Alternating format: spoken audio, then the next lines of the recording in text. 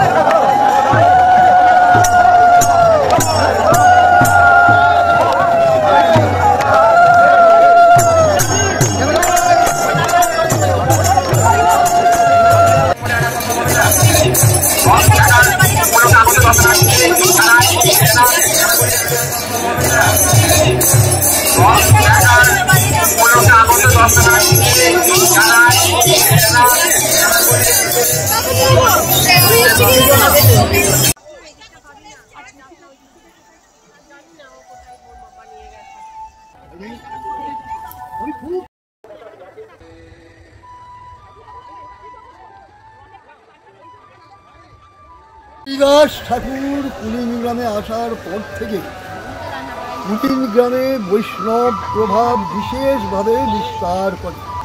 তৎকালীন এই এলাকার বিশিষ্ট জমিদার সত্যরাজ খান, হরিদাস ঠাকুরের প্রভাবে এই সত্যরাজ খান এবং তার ছেলে রামানন্দ বসু, যিনি পরবর্তীকালে চৈতন্যদেবের অন্যতম ঘনিষ্ঠ পার্ষদ হিসাবে পরিচিত হয়েছিল, কুলিন গ্রামকে বৈষ্ণব প্রধান কেন্দ্রে গড়ে না। এর আগেই মালাধর বসু বা গুণরাজ খান, সত্যরাজ খানের পিতা গুণরাজ খান, তিনি শ্রীকৃষ্ণ বিজয় কাব্য রচনা করেছেন বাংলায়। ফলে সর্বস্তরের মানুষের কাছে কৃষ্ণের লীলা কাহিনীগুলি পড়বার সুযোগ এসে গেছে, জানবার সুযোগ এসে গেছে। চৈতন্য চৈতন্যের থেকে আমরা পাই কুলিন গ্রামের কথা কখনে না যায়, শুকর চড়ায় ডোম সেহ কৃষ্ণ উপর নিজ সব মানুষের কাছে কৃষ্ণ প্রভাবটা পৌঁছে গিয়েছিল। চৈতন্য যখন একবারই বাংলা ছেড়ে পুরীতে চলে গেলেন, প্রথম দিকে এই কুলিন গ্রামের ভক্তবৃন্দ সত্যরাজ খান, রামানন্দ বসু ছেলে, এরা সবাই মিলে পুরীতে গেলেন রথযাত্রার সময়। এইভাবে চৈতন্যদেব কর্তৃক আদিষ্ট হয়েই তিনি কুলিন গ্রামের বিভিন্ন দেবকীর্তিগুলি স্থাপনে হাত দিয়েছিলেন। ঠিক পরের বছর ওই জগন্নাথের রথের সময় ওরা গেছেন, চৈতন্যদেব ওই সত্যরাজ খানকে পট্টদড়ির সেবায়িত নিযুক্ত করলেন। পট্টদড়ি হলো এক ধরনের সুন্দর নকশা করা দড়ি, সেইগুলি দিয়ে জগন্নাথকে টেনে এনে তারপর তোলা হতো। সেই দড়ি ছিল। সত্যরাজের উপর চাপ পড়লো, রাজনৈতিক চাপ, আর উনি যেতে পারলেন না, তিনি পুরীতে যেতে পারলেন না, জগন্নাথকে দেখতে পারলেন না। এইখানেই জগন্নাথের মন্দির প্রতিষ্ঠা